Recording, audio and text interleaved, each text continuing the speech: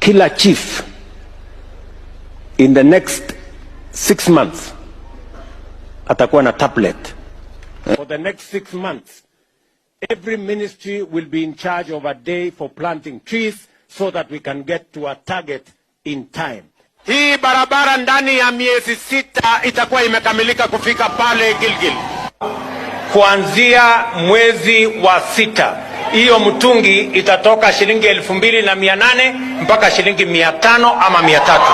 We are going to transform Gikomba. In the next 6 months, yes, you will see another Gikomba.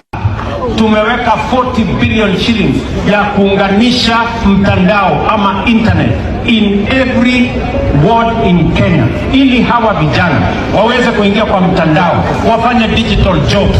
Tumekubaliana na Marekani, tumekubaliana na Ujerumani, tumekubaliana na Ufaransa, UAE na Qatar pamoja na kule Saudia, ya kwamba watatupatia nafasi 1,000,000 digital jobs ya hawa vijana. Na ndio mimi nawaambia, utafinya kompyuta, utaweza kompyuta.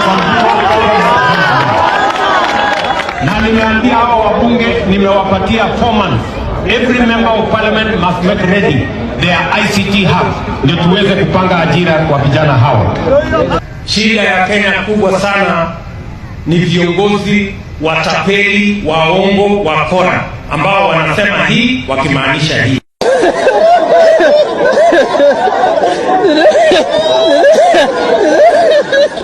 Tumesema sasa tutaweka pesa ya serikali kupunguza gharama ya mtungi ya gas.